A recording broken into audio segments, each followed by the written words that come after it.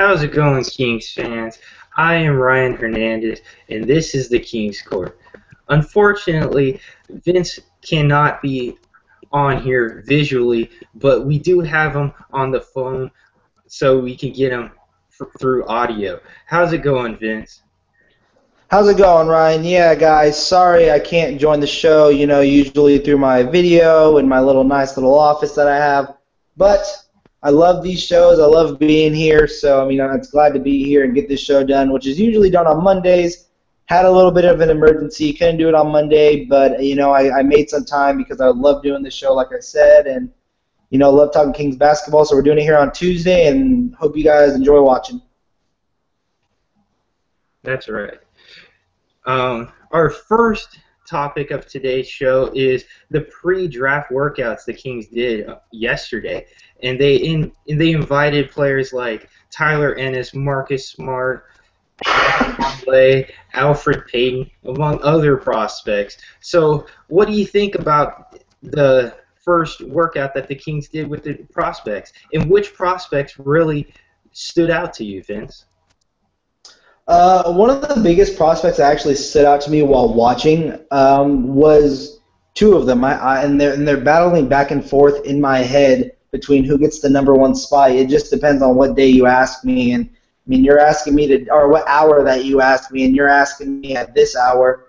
And right now, I'm going to go with Tyler Ennis as my number one person who I got to see. Now, I will say that the talent that he went up against, was the talent of Marcus Smart, wasn't the talent of Noah Vonleh, so he didn't really get to play with those type of guys. He got to play with the group two, which was filled with like Alfred Payton, the guy from UCLA, the power forward out of UCLA who can shoot the three. So, the talent level that was supposed to be challenged to him wasn't really there. But I will say that, he coming in showed that his game is there. I appreciated that. I think that what he brought was, something that needed to be, brought out, which was his defense. For those who don't watch a lot of college basketball, well, as much as I do, I should say, is that Syracuse plays a lot of zone defense. So, seeing him be able, and he even stated it in his interviews, was, he had to showcase that he can play man-on-man defense because, Syracuse plays a lot of zone, so I thought that was interesting. And then the number two who's been battling with him is Noah Vonleh, but I'll get into that a little bit later. I want to see what, who your number one person that you saw, Ryan, out of this, workout that we got to see from yesterday. Yeah, I really like Tyler Ennis, but I'm going to go with Marcus Smart. I really like how he displayed his shooting ability during this workout. It really opened up my eyes to how much improvement he's made with his outside shot. Because that's been a big question mark for him coming into the NBA is can he hit the outside shot consistently, because in the past he's had problems with his outside shot. So I really enjoyed watching his improved outside shot, and his shot looks a lot better than it did earlier, in the college season. So I think his outside shot is really exciting for people that are looking to draft him. Yeah, speaking of Marcus Smart, I've been high on him, and a lot of people who watch this show know how high I've been on him since the draft process of the season, since the season ends, has really taken place. And for me to see him, knock down some shots, even he said it in his post-workout interview that, people are underestimating my shot. They're underrating it, and I've said it many times that his form is way better than Tyreke Evans' form. He doesn't do a fadeaway. He jumps straight up. He has high elevation on his shot. It just, has very, low inconsistencies. And I think that was one of his biggest problems, like you said, was, hitting a shot on a consistent basis.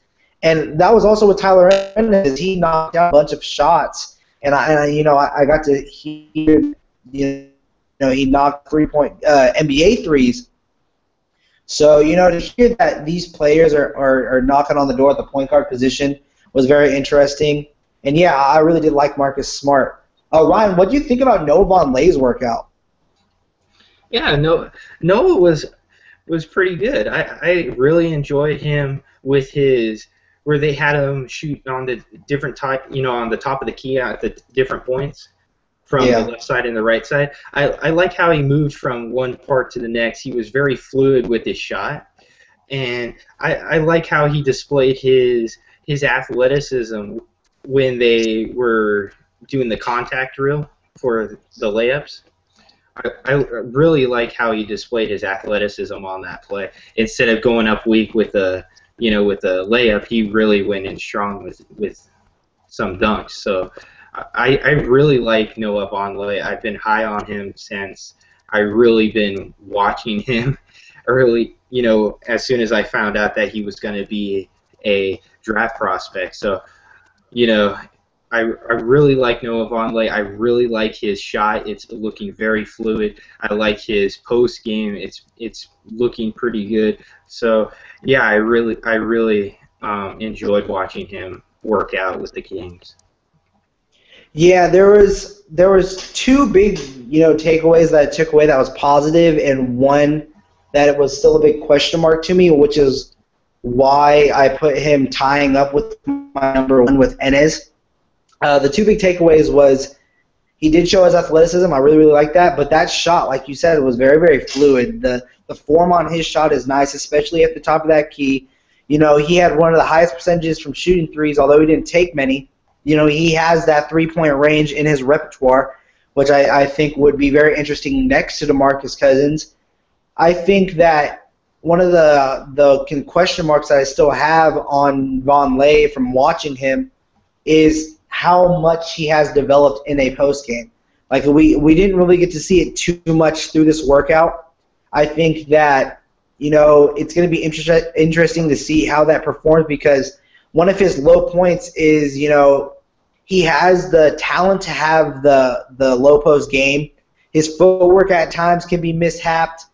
He's still young. He's still developing. So what I really did like to see though was his jump off the dribble. I thought that was awesome. We went one-on-one and he did those massive dunks.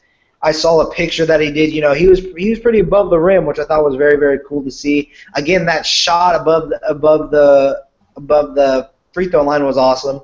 The nice fluid stroke. So that was one of the big things for me. With Marcus Smart, I want to get back on him for just a second. Was what he brings to the table. He brings that athleticism. He brings hustle. He brings a motor. And his biggest thing he needs to work on is his shot, and we got to see him knock it down. The reason why I don't have him tying up there with my 3 after this just one workout is mainly due to, he didn't show much more than what we already got to see. All these shots that we saw Ennis make were things because of his inconsistency, but he brought it up, in his post interview that, he can score. He just wasn't looked as a scorer at Syracuse, so he wanted to showcase that he had that range. With Marcus Smart, one of the biggest things he talked about was his passing, and that's one of the things he said there's areas he needs to improve on. Being a facilitator was one of those things, and we didn't really see that. We saw a lot of his athleticism.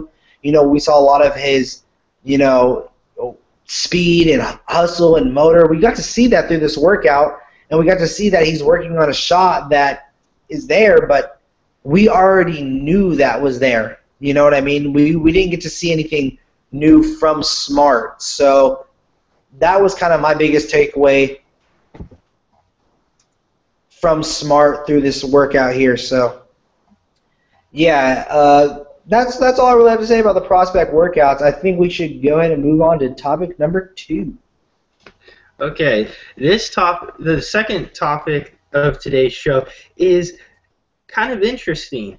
It's the interview or the meeting that forward from Arizona, Aaron Gordon, had with Kings owner Vivek Ranadive. What do you think about this? It's kind of a little odd to me that he didn't work out with the rest of the guys and he had like a private meeting with the owner. Yeah, it's kind of one of those things where it was a big question mark to me as well. I don't know why he didn't work out with the talent that was there, with Von Lay. During that draft combine, those two guys were neck and neck on who's going to possibly enter into that top 5 category or who's going to be in that top 10, top 8 section. And they were going back and forth. Not a lot of people can decide which one because Von Lay's projection, I've said it before, I'll say it again, it's starting to rise.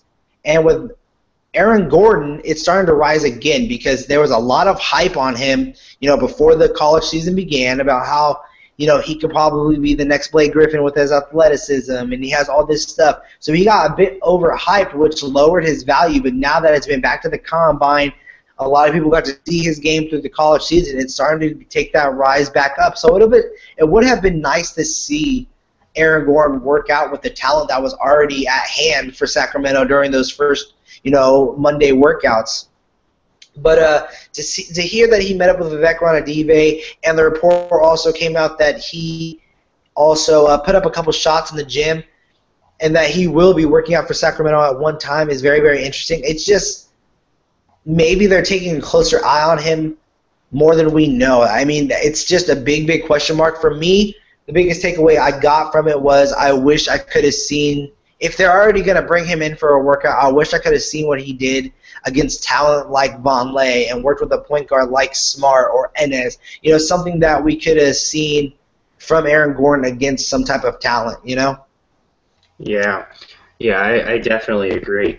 I just think that it looks like the Kings are very high on Gordon and that they probably already put him in their wish list of players to get, maybe like their top guy if he's available. So I think that's probably what went down, but who knows? Maybe they were just seeing how he is on a personal level, how his character is, and they probably were just seeing how he changed his shot. Because remember, he changed his shot for the draft. He changed the entire shot for the draft, so maybe that they were just trying to see how he is mechanically. Well, I mean, they could have seen that at any workout. The big interesting thing to me was, him getting that private meeting with Vivek Ranadive. And, for all we know, Marcus Smart, Tyler Enes, Noah Vonleh, the guy from UCLA, Elfrid Payton, all those guys probably had that one-on-one interview, but because they were assigned a workout, that doesn't get brought up that they got to meet with Vivek Ranadive. But what's interesting is, Aaron Gordon got this meeting and didn't do a workout, but did put up shots in the gym. Now, for me, again, I would have liked to see him go up against talent like that. They already been reported that he's going to be back to for workout coaches. So, like I said, for all we know, he's going toward LA and just, had a time to stop off, meet with Vivek, and do a little interview there. Because they'll say over and over again, it's been constantly said throughout this process, is this is a job interview for them. And so any chance they get to go face-to-face with the owner, they're probably going to take advantage of it. I know a lot of these guys, these prospects, the top ones like Smart, Vonleh, and a lot of them are going to LA next. Like that's their next stop, and that's a Wednesday workout. So, it's just probably prepping him. Aaron Gordon might be in LA. I didn't actually get to see his schedule or hear about it. But I know that he is working out for LA at one point, and we know that he will be coming back to Sacramento. So like you said, maybe the Kings already have him on their high list, but I mean they need a power forward. Why not get a guy who plays defense, who has the hustle? Same thing with Marcus Smart. I think Marcus Smart is a big guy that they have on their radar, and that's why I think Noah Vonleh and Tyler Enes also got that workout because they need a distributor, and they need a power forward that can stretch the floor as well, just as much as they need defense. And Vonleh, Aaron Gordon, all these guys bring something that this Kings team needs. And so that's why it's going to be very interesting to see what they do with this pick, and also why did they put it up on the trading block so early, maybe to see what talent they have there. But, yeah, it was very interesting to hear. I can't wait to actually see him do a workout. And like you said, he changed his shot because he said it wasn't as fluid as it needed to be, and everything would change. His free throw shot wasn't the same as his mid-range shot. His mid-range shot wasn't the same as his three-point shot. So now he says he has one shot for everything.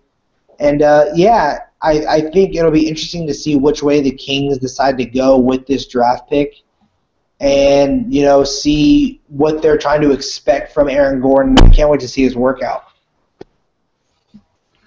All right. That is today's show, and thank you for watching, Kings fans. And Vince, tell them where they can find you online. I want to give a shout out to Ryan. Ryan, dude, good job hosting your very first time. You guys give a big thumbs up on Ryan. Give him a round of applause wherever you see him, Twitter, Kings app, Facebook, wherever you have him at. I think you need to give him a good high five, a good round of applause for hosting the show for the very first time. I apologize to all the fans who usually I'm at my office doing this show.